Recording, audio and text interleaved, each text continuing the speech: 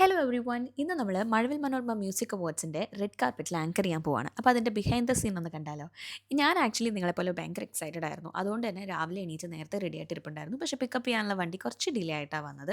അവസാനം ചേട്ടൻ വന്നു. അങ്ങനെ നമ്മൾ നേരെ മഴവിൽ സ്റ്റുഡിയോയിലെത്തി.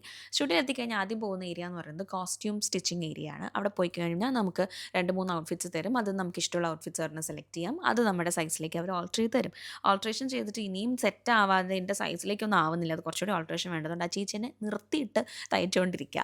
അങ്ങനെ ഔട്ട്ഫിറ്റ് സെറ്റായി നേരെ നമ്മൾ മേക്കപ്പ് ചെയ്യാൻ പോയി. മേക്കപ്പ് ചെയ്യാൻ പോയി കഴിഞ്ഞാൽ എപ്പോഴും എന്നെ മേക്കപ്പ് ചെയ്യുന്നത് ഷിനുചേട്ടനും ഹെയർ ചെയ്യുന്നത് സീനു ചേച്ചിയാണ്. ഷിനുചേട്ടനാണ് എൻ്റെ കല്യാണത്തിന് എന്നെ മേക്കപ്പ് ചെയ്തത്. സോ അന്ന് തുടങ്ങിയ ബന്ധം ഇപ്പോഴും പുള്ളി തന്നെ എപ്പോഴും ചെയ്യാറ് അവിടെ പോയി കഴിഞ്ഞാൽ. അങ്ങനെ പുള്ളി എന്നെ ഒരുക്കി സുന്ദരിയാക്കി. ഞാൻ നേരെ ഫുഡൊക്കെ കഴിച്ചു. ദെൻ അവിടുന്ന് നമ്മൾ ഹെയർ ചെയ്യാൻ പോയി.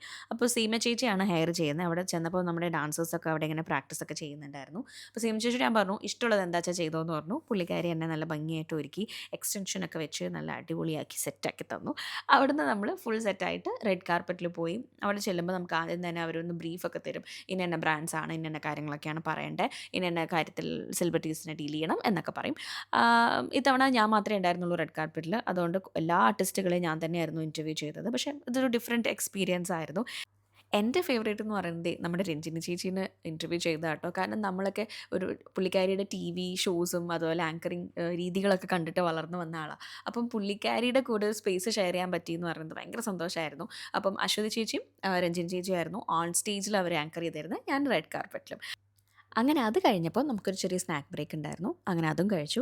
അപ്പം മഴവിൽ മനോരമയിൽ ആക്ച്വലി ഇപ്പോൾ എന്ത് ഇവൻറ്റ് വരുമ്പോഴും നമ്മളെ വിളിക്കുന്നത് തന്നെ വലിയൊരു കാര്യമായിട്ടാണ് ഞാൻ കാണുന്നത്. ഞാൻ വളരെ സ്നേഹത്തോടുകൂടി പോവാറുമുണ്ട്.